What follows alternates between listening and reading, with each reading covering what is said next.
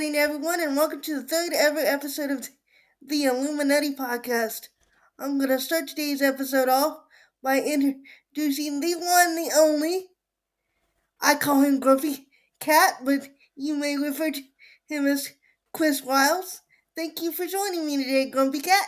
Absolutely, Mika. It's great to be here. I am so excited. I've seen the first couple episodes of your show. You're doing an absolutely fabulous job here. Can't say enough about what you do for us and recruiting and other aspects of the podcast. So I'm just excited to join. I'm excited to have you. It's going to be a fun time. Um, Before we get started on my main topic for today, I wanted to touch on a visitor that we had recently. Offensive tackle from Dartmouth, Vershawn Washington. He's a former two-star kid out of Springfield High School in Ohio, and what I really like about him, once I did a deep dive on him, was he's played over 700 offensive snaps and only given up one sack. Wow. And even if he just comes in as a depth piece for Ohio State, he's going to be a great leader, a great veteran voice in the room, and they don't mess around at Dartmouth. Those Ivy League schools, you have to be mature, you have to take care of your business, and you got to represent yourself well. So I think if he decides to commit, I think he'll be a great addition to the room. What are your thoughts? Yeah, obviously a big kid, 6'5", 285. Ohio kid. That's one thing I love. That's something you always hear. Me and Eric both love to talk about why we love Ohio kids, especially along the line. There's just something different about Ohio kids that play on the offensive and defensive line. They're grittier, they're nastier, they're tougher usually. They don't even flinch at the weather up here. And I love the experience that you talk about, Mika. He 700 snaps, giving up one sack. This is a guy who could come in and definitely provide depth, maturity, leadership in that locker room. But I'm telling you, at his size, if he can come out and perform, he could get meaningful snaps. Yeah, And and I absolutely love that. we could, at the very least, guys get guys rest in moments where we don't need to use our main guys all the time. Like he will be, I think he would be a key add to this roster if we can manage to get him. And you forgot the most important thing about Ohio kids. You bring in Ohio kids, they automatically understand the rivalry because they grew up in it. So I'm really excited about the chance to bring this guy in. Well, it would be kind of hypocritical of me, Mika, to sit here and preach the rivalry after Alex and I have gone rounds about the rivalry and what it is or is not anymore. I But at know. the same time, I do agree with what you're saying. They have an understanding of Ohio State football, of Michigan football, of Big Ten football in general. So I'll just leave it at that. Yep. And to be honest, I'm coming around to your viewpoint, Grumpy Cat. I would rather have a nanny, but why not have both next year? That's Is the right. way I'm leaning at. Yeah, I agree, Mika. Yeah, it's always better to have both, but if you have to have one or the other, give me the chip any day of the week. Yep. And anyway, guys, to my main topic for today's episode. Um, we all watched Indiana take care of business against Miami, and because of their success, I think the RPO run pass option offense is going to have a renaissance of sorts, and I think Ohio State should really consider incorporating more run pass elements into our offense. What do you think? Well, I was never a big fan initially of the RPO. I was never a big option guy either in the past. But, when I really look at the intricacies and what makes them different, I am kind of buying into the RPO offense a little more. With the quarterback deciding whether or not he wants to pass or run. Because in a typical, you think back to the days of the option, it was the quarterback decided whether he was going to run it or somebody else was. But now the quarterback actually does have that options. And when you have the right tools around him, and when you have the right guy at quarterback, as we did see last night with Fernando Mendoza, Yep. it can be a serious weapon. Now, as far as Ohio State instituting this, uh, specifically as soon as 2026, I don't have a problem with it. Because if you look at Ohio State and you look at what they have, uh, Ohio State is, I guess we would say, I've always thought of us in recent years, especially under Ryan Day, as more of a pass centric team. Yep. I Um, think Ryan Day originally wanted it to be a more pass heavy offense. He leans more towards your prototypical quarterbacks. If I think yes. you were gonna put his feet to the fire, what he wants is a prototypical Tom Brady pocket guy quarterback. But I think he's seen the need to have a guy that's more mobile. Well, and let's think about this for a second because Julian's saying, and a lot of people think that he is just a straight drop back quarterback, and that may be the direction that Ryan Day wants to have him. But we're getting Julian Sand back in 2026. He is going to be established as a starter. Yep, We're not going to have the first year jitters. yep, He is a guy who is, uh, he's going to come in with a track record of being extremely accurate and efficient.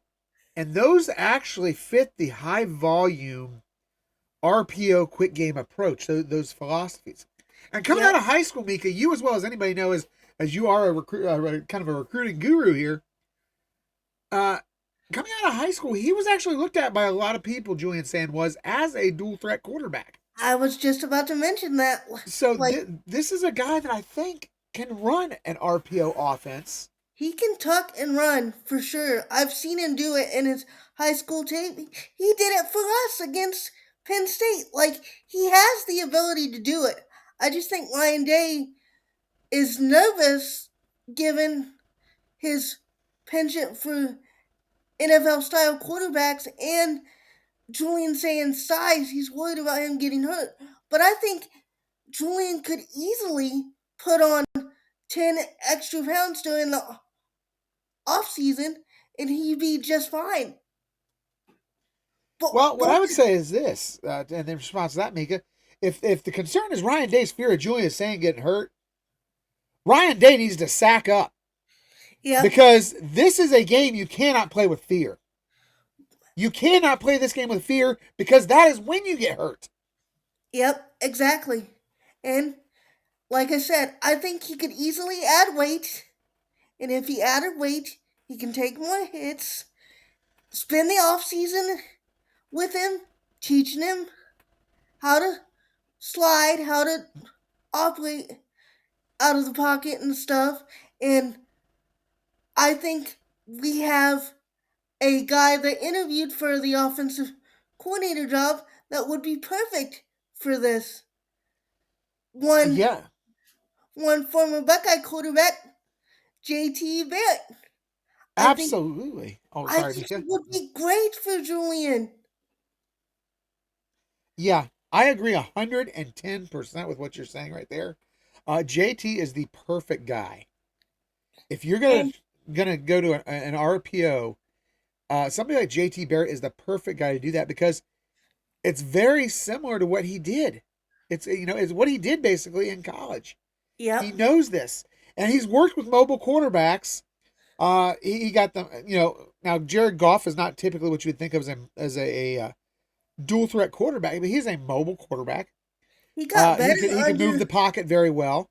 Caleb Williams, somebody who has that dual threat ability, he's done very well with him in Chicago. So I agree. JT Barrett would be a perfect candidate if Yep, you are going to take this offense in the direction of an RPO, which I think has its benefits because I think it benefits not only Julian and the up tempo, in the fact that you're going to do more short passing, which is going to play off the strength of his accuracy, but also you're going to have linebackers who are on the opposite side who are now going to be conflicted. Are they going to come up? Are they going to drop back? Are you going to have a guy shadowing, which is going to take a player effectively off the field for defense in a sense? It's like what Urban Meyer always said. It just gives them another defenses another hat to account for. Yes, absolutely. And So it's we've going to got. open things up. We can play more tempo with the RPO because it's not a complicated. It's basically you're just leading a key here and there and then letting the ball go. So we'd be able to play faster, cover up maybe some deficiencies in the offensive line if we still have them. I think we we need to incorporate our PO back into this offense. I think it's a necessity, and I think Ryan Day will, especially if we bring in a guy like JT Barrett, which I really hope we do, because I think he'd be amazing for Julian, and from everything I've heard from our insider Buck Vader, if we don't move on it now, we'll regret it later because he's blowing people away with what he's doing. Yeah, absolutely. And you talked on a couple of key areas I want to touch on. One being the offensive line deficiencies. One thing we do have is an athletic offensive line. Yep. And we can use that athleticism in the RPO, and it's going to help hide some of those other deficiencies, as you mentioned. And then you got our running game, because what typically happens is you go more to that the zone type of running. I think, and I think that's going to benefit our guys versus straight up just trying to push guys out of the way. I think it's going to make it easier for Bo and for Isaiah to find holes. It's going to open up, make the Yes. holes easier to read. I think they'll be able to see it better.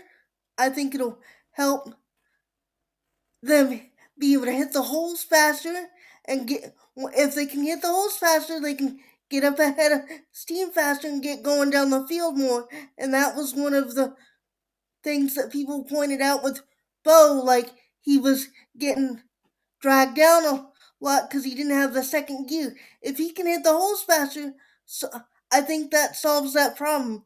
I think a lot of it was he was hesitant, waiting for holes to open up, and then he didn't have time to get to the second gear once he found the hole and got through it. He has that second gear. He does. I've seen his tape.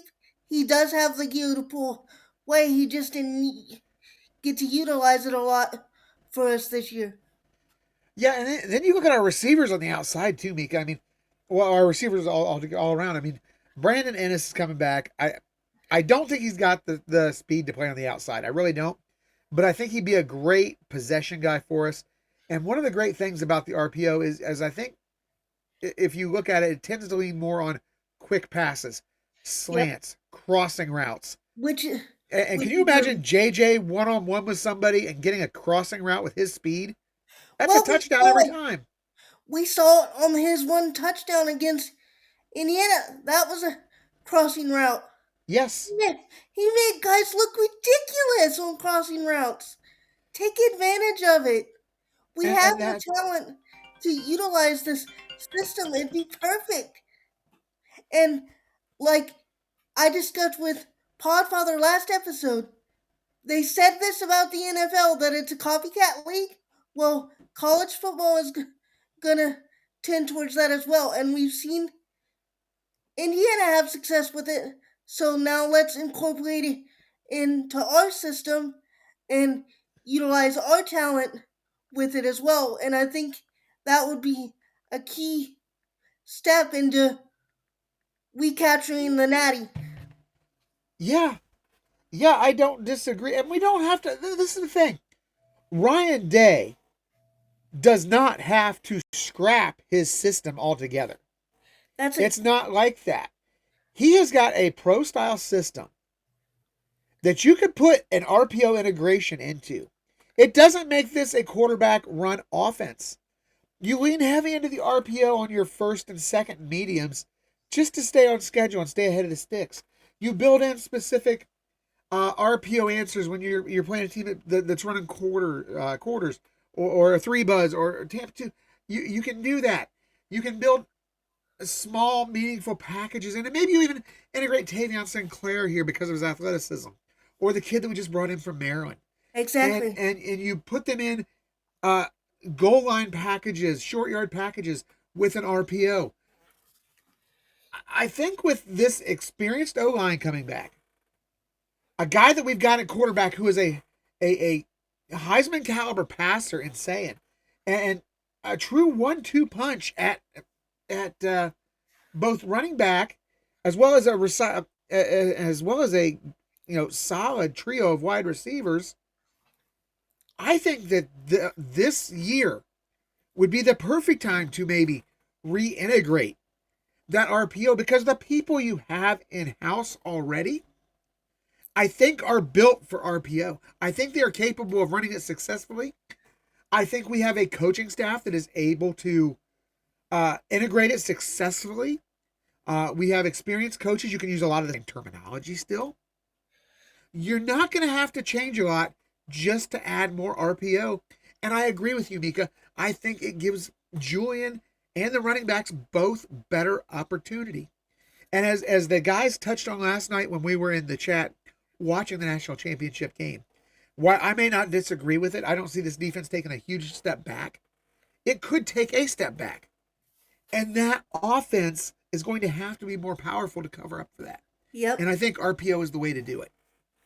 Yep. My thoughts exactly. And here's the thing: if we go to an more RPO incorporated offense, like you said, we don't have to throw out everything that Ryan Day installed into his system, and he worked under the king of the RPO offenses in Urban Meyer, so it's not like he doesn't know how to adapt to it, and it would help guys like Sinclair, I think, utilize their already God given gifts that they already have and see the field more and be more comfortable. He's Yeah, you, I went back and watched his high school tape just the other day, St. Clair's, and he was a dual threat type guy. I mean, yes, he was more pocket heavy, but he can move. And if he's comfortable doing that, transition to it now so he can be even more comfortable with it when it's his turn. yeah. I can't agree more, Mika, because I do think that this quarterback you've got this year, the guy you've got next year, even Luke Fahey coming in after that, are all guys that are capable of doing this RPO with a high rate of success. Yeah. I think it's going to improve their accuracy. And my gosh, can you imagine improving Julian Sands' accuracy? He already Luke completed 77% of his passes. and Luke Fahey too. He is Yes, he is extremely pinpoint accurate. He's a point guard out there. Like I love yes, Luke Fahey. The only reason he's so underrated was because of his size. yes. He he reminds me a lot of Julian Sand. He really, really does. Yeah, I can't disagree. I'm telling you, Mika, I think that I definitely think you're onto something. I think the move back to more RPO would do nothing but benefit the Buckeyes this next season. And I think a lot of people and a lot of quarterbacks, I think, have thought in the past, I don't want to go to a team that runs the RPO. I don't want to go to a team that runs the option because those quarterbacks don't tend to have a lot of success in the NFL. But we're Yeah. seeing that trend change recently. Yeah. Look at And you look at the NFL and increasingly they are borrowing elements of the RPO and putting them in to NFL offenses. that's was my point. Like, and you're seeing guys like Jalen Hurts and Yes. look at all the success he's having. Like, and it's ridiculous that it's taken so long for, and it does. It goes in cycles where Mhm. we'll get hot on the RPO and then it'll cool off because defense will defenses will get used to it. Well, it's time to cycle back to it. Time to incorporate it back because it's just going to open up so much more. We'll be able to play faster. Our offensive line will be able to play faster, and I think that was Tegra's issue a lot when he played. He wasn't playing. We weren't playing the speed that we were playing at when we had Chip Kelly, and it made his flaws all the more apparent. He was better when we had Chip Agreed. because we went more tempo. So he didn't have to think and overanalyze things. I think that was Tegra's biggest problem. Like, he had to hold his blocks longer and he had to think longer, and it slowed him down. He saw it in his play. Yeah. And I wondered at times this year, while I understood what Ryan Day was doing, I wondered if the slowdown, and I understand and respect the reasons why he did it, but if it didn't actually hurt this team in the long run. And we could go Oh, to I a think couple he different did. instances. Obviously, I think despite the great numbers, I think that JJ was frustrated at times this year. Yep. I think that Julian became frustrated at times this year. I think you talked about overthinking it. Sometimes I think that happened to Julian on some of those bad passes, or the just the things where we're sitting here thinking, what was he thinking? But I think a lot of times it was just he. That's exactly what he was doing. He was overthinking everything. Um, And with the RPO, it's just read and release. Read and release. There's not a lot of overthinking in that can be involved there. So I think it's just gonna speed things up. It's gonna help the flow of the game more. It's gonna get and JJ yeah, will be happy. JJ will be happy because he'll be getting the ball faster. We can get our guys out in space more, and I think it's just gonna open things up so much more. yeah, and I mean, arguably, um, a lot of people, I think, agree that C.J. Stroud may have been one of the best quarterbacks in Ohio State history, if Yep. not the best. But I think Ryan Day's offenses were at their best when Justin Fields was at the helm, Yeah, and that was an RPO style play. Justin Fields was amazing. I don't think a lot of people give Justin Fields the hype and the credit he deserves because he had both elite assets. He had a great arm and great athletic ability, and he utilized both. And when you have a quarterback that has both, that's so very special. And I'm not saying Julian has to be that. That's not what I'm saying. I'm Yeah, saying he has to be a threat to run, though. He has yeah, to make defenses clinch up when he starts to look like he's going to pull it and run. They have to feel it. yeah. I agree. I agree 100%. And I think, like you said, I think it's going to make holes open up more for running backs. And I think Bo will be able to get to his second gear, and we'll start to see him pull away more next year. And Isaiah West, too. Well, I'm so excited for this tandem of guys. And I really think Turbo can work his way in, too. If not as a running back, as a passing threat, because most of his senior tape, he lined up like a wide receiver running back hybrid. He wasn't a pure running back. yeah, he was Curtis Samuel. Yeah, basically. Yeah. So I we hope got I hope Ryan Day listens to your advice, Mika. I really do because I think it would be a tremendous asset to this team. Vader. Send this to Ryan Day. Help me out, buddy. Yeah, yeah, 100%. And don't sleep on the guy that we brought in from LSU, Kyle Parker. I think he'll be a key threat too. I love his athleticism.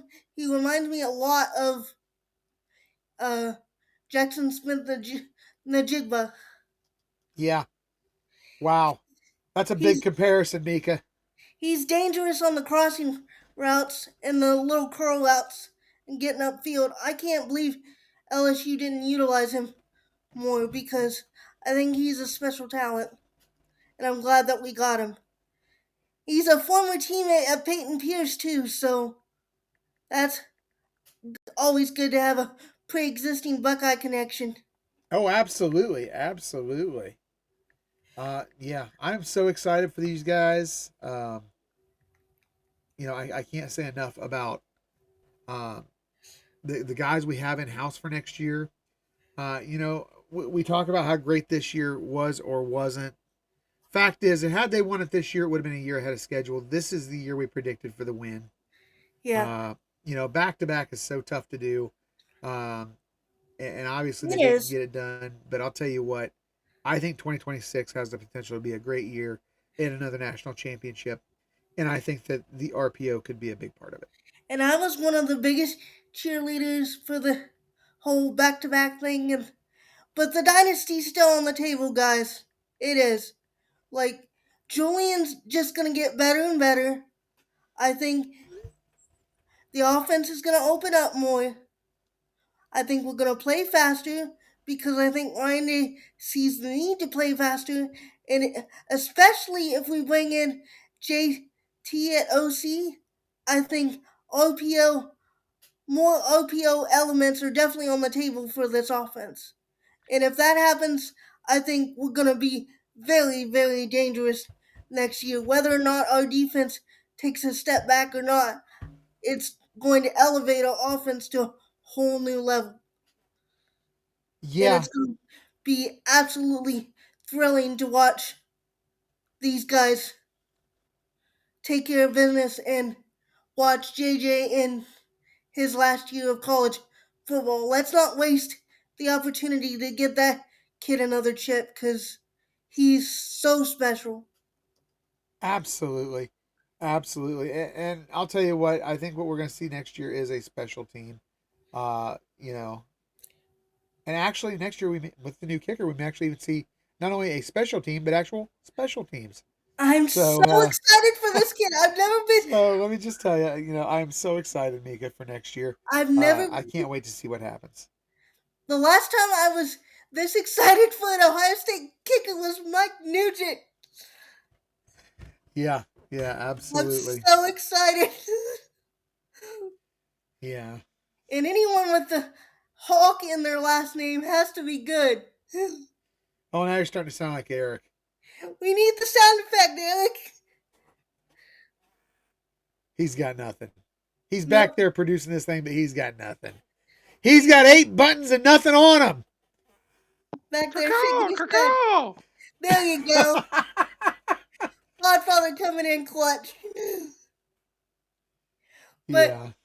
yeah, I think the RPO is about to get a revival, guys, and I think it's going to happen in Columbus, and when it does, it's going to be dangerous.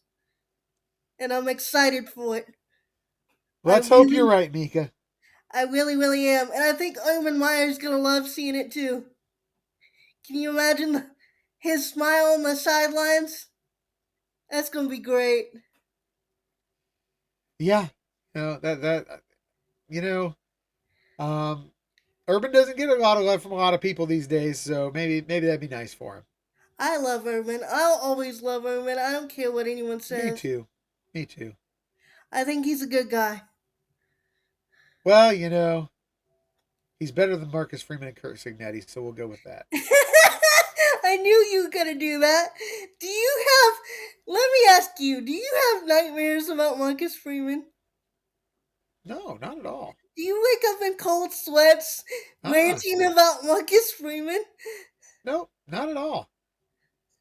I don't even think about him usually. Unless we're on here, I rarely think about him. And usually it's because somebody's poking me with it. I don't even think about him at all. You Uh, know, he, occasionally I'll have a dream where like he falls over the side of the set, you know, on game day or something like that. But that's it. Just funny little dreams like that. he apologized, Not dude. good enough. What does he have to do, grovel? Mean it. I think he So did read it. no, he didn't mean it. But you know what? I don't want to go down that path. I don't want to ruin your show with talk of of Oh, of Freeman. you're not ruining anything. It makes my day. It does. It fills me with joy. Well, what will fill me with joy is if Ryan Day listens to you and just institutes a little bit of that RPO into that offense. I think it's going to make all the difference in the world. Exactly. And I think he will, especially if we can get JT Barrett, which I hope we do, much to Podfather's disappointment, I'm sure. But I really think it's going to be an exciting year come this year. And I know we are worried about losing Heartline, but I think we're going to form something special and we're going to see more rotation. Because I know for a fact that's been a point of emphasis, especially for our receivers. And I like seeing, I will definitely like seeing the young guys get more reps and get more shots. And the RPO is just going to help guys like Tavian St. Clair utilize their already God given gifts and skill sets and play a bigger key in the offenses and stuff. And we gotta start getting this kid live game reps and get him ready for when it's his time. Oh, I agree 100%. I agree 100%. Yeah, But I'm so excited. thank you for joining me on the show today, Grumpy Cat. It's been a pleasure. Hope we can do it again. Well, And thank you for having me, Mika. Appreciate it. as always, everyone, OH, IO. IO, go Bucks, and Scum still sucks. And so does Signetti. Just gotta poke the bear, don't you? That's just who I am.